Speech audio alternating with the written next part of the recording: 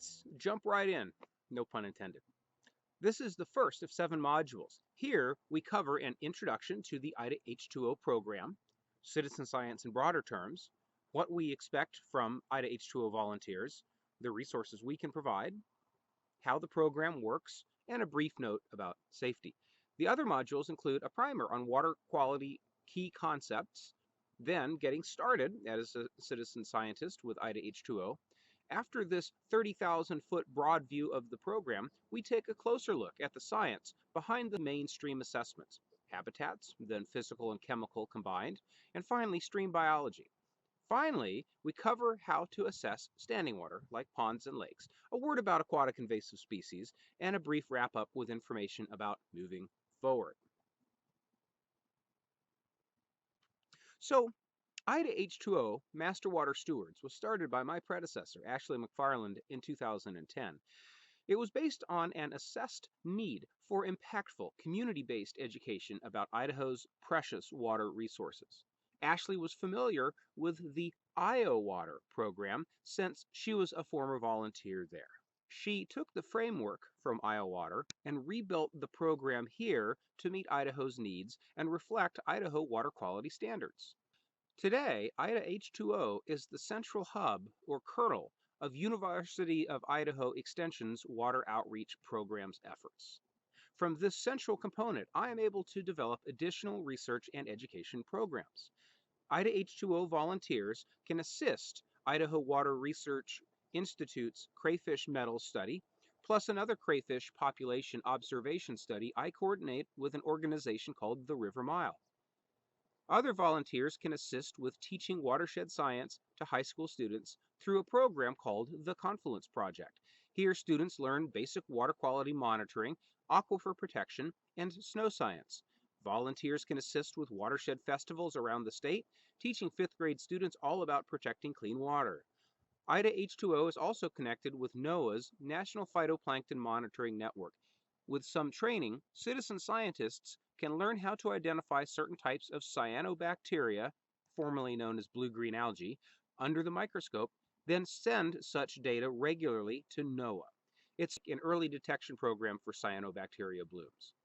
Now, IDAH Water started as far back as 1998. However, other citizen science programs go back much farther. Many emerged from the environmental protection efforts of the mid-1960s through the mid-1970s.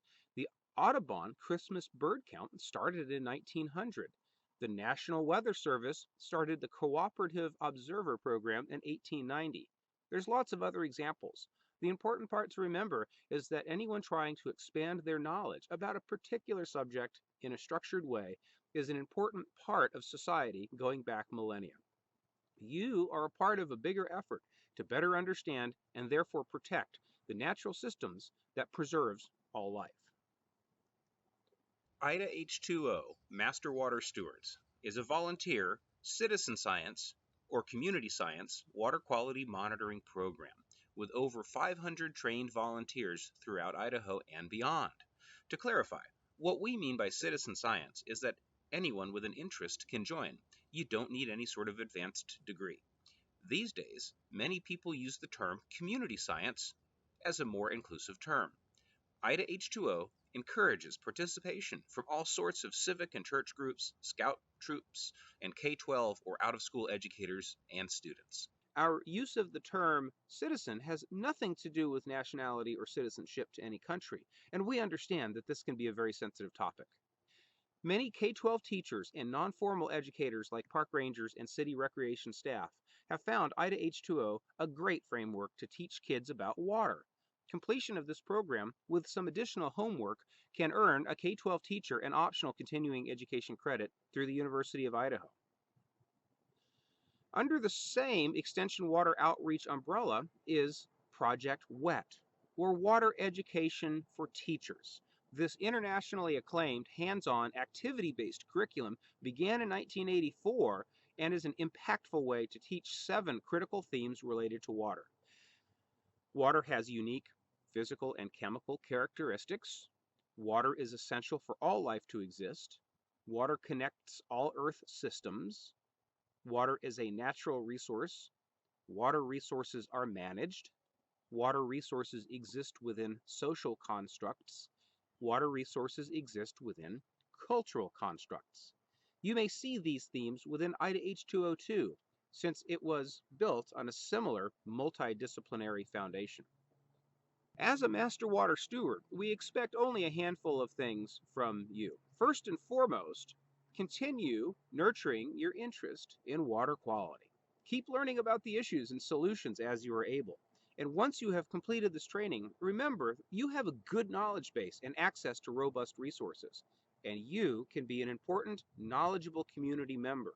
This is what Extension is all about, us providing science-based information to the public and relying on volunteers to leverage our reach. Second, please cooperate with our institutional and agency partners. There are many people and organizations working to protect water quality. You can help us to make this network stronger.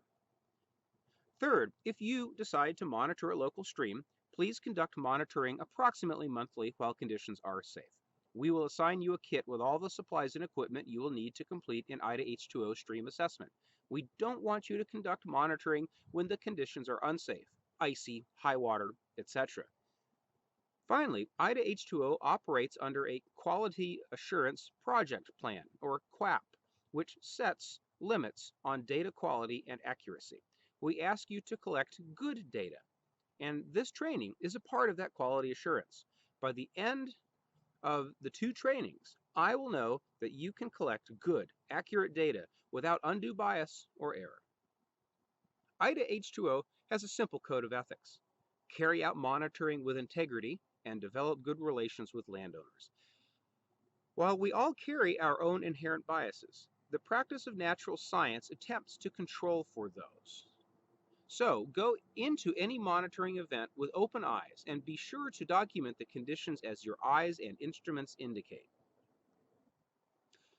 Remember, too, that we live in a state with strong property rights laws. Only monitor where you have absolutely clear public access or written permission for monitoring on private property. Even if you know you're on a public access point, you should consider letting the neighboring landowner or land management agency know what you are doing and what the IDAH2O program is. I'm happy to help you contact a land management agency staff or write a letter to a landowner with program information so that they are aware that you might be doing these basic monitoring assessments. They might be genuinely interested in what you find. But some landowners have expressed concern about people spying on them. If a neighboring landowner expresses dissatisfaction with your activities, even after you've explained what you're doing, discretion is the better part of valor, and perhaps you can come back another day. In practice, this has not really happened, but it's prudent of me to mention it here. The primary goal of IDAH2O is to increase citizen knowledge on water issues. Even if you never choose to monitor a stream, you will be better versed to help your neighbors and other community members understand about how streams function. Of course, we would love for you to monitor a local stream too. Both of these goals ultimately lead to promoting watershed stewardship and the implementation of high-quality, best management practices, or BMPs, to protect water quality from any land use. This program is entirely citizen-based. That is, you make the decisions about whether and how much you want to monitor. We are focused on finding solutions, not just pointing out problems. I would love to work with you to write a grant to help get cows out of the stream or to co-author a journal article or a curriculum. Extension in general, including IDAH2O, has nothing to do with regulation. We are about building relationships and getting to positive results. The program is entirely flexible. If you are solely interested in the bugs that live in the river, say you're an angler and want to know about what the next hatch is, you can just do regular biological assessments. If you are a science teacher and want your students to know about the pH or dissolved oxygen, then just complete the physical-chemical assessments. Finally, we take a whole watershed approach. By understanding all the land uses in a watershed, you will better understand what is happening in the stream. Through various water quality parameters, the stream will mirror and indeed concentrate the effects of all of the activity in the watershed above.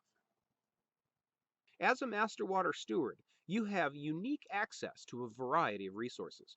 First, if you choose to, you can access your own monitoring kit or to a shared kit that's housed with one of our community partners.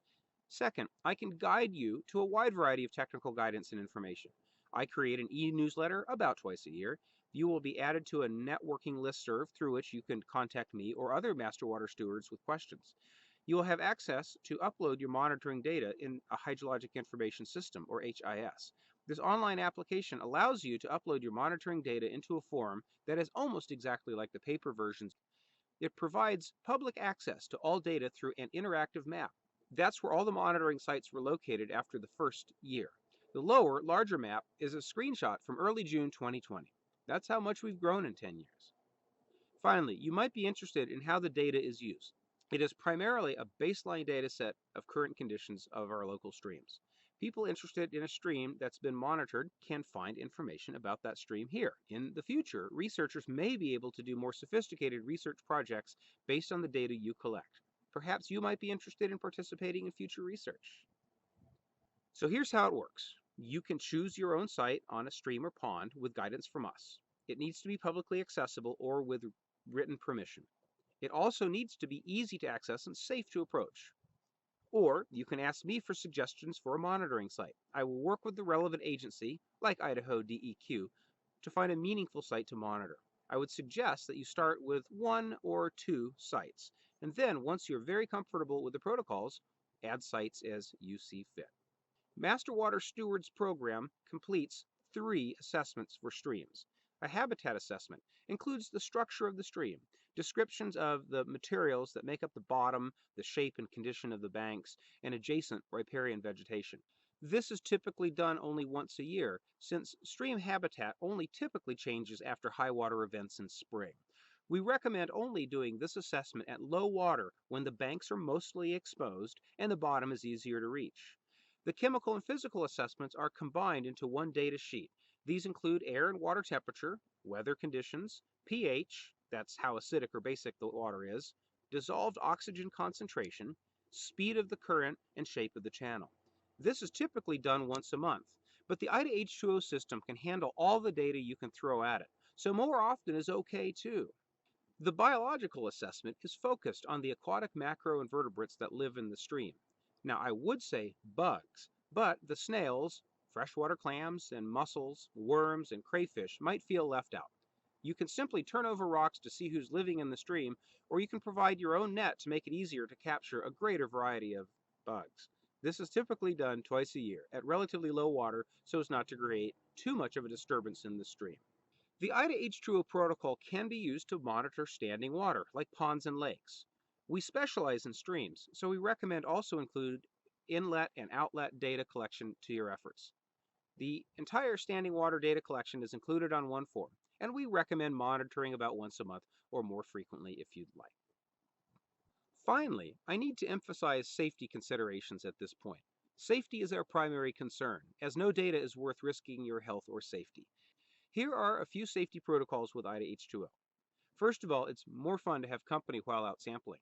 Besides, 2 of the assessment techniques really require someone else to be the scribe, holding the clipboard and writing the data down while you are in the stream. You'll see which ones later. The scribe doesn't need to be a Master Water Steward and can be a neighbor, a friend, a spouse, a child, or grandchild even. Let someone know where you are going and when you plan to return. In the outdoor recreation field, we call this maintaining a point of contact. Water is a powerful force. Moving water can easily knock you down. Please do not enter a stream that is more than knee deep unless there is little to no flow. Once water is flowing over your knees, you're especially prone to be knocked down. Water doesn't have to be moving to make you cold. Water is at least 8 times more efficient at cooling you off. This is great on a hot day, but in cold weather, you need to be especially careful to stay warm. Look how we're dressed in this photo of us monitoring in Driggs in about June of 2015, as it was snowing and windy. Wearing the right gear for the conditions is critical. Don't wear cotton in cold, wet conditions. Hip waders are helpful, but remember to be careful about depth. If you wear chest waders, please also wear a belt around your waist. If you slip or underestimate the depth, this prevents the waders from immediately filling up with water and pulling you down.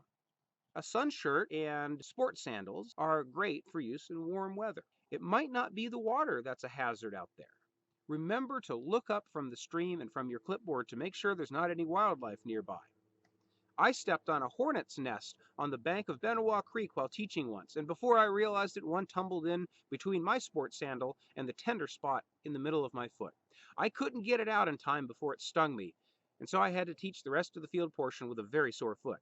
Watch out for steep banks, broken glass, barbed wire, and other junk at or near your monitoring site. Watch the weather. Don't get near the water if there is lightning. Finally, please don't approach any stream at high water or during floods. You may feel free to take photographs from a safe distance, but the banks can be unstable and debris might wash up well above the banks during a flood.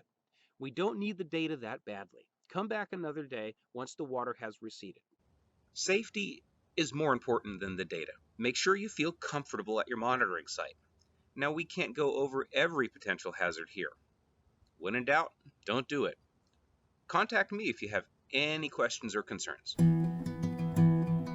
Okay, that's it for the first module. Thanks for listening, and now you can find your quiz at the end of this module. We'll see you at Module 2.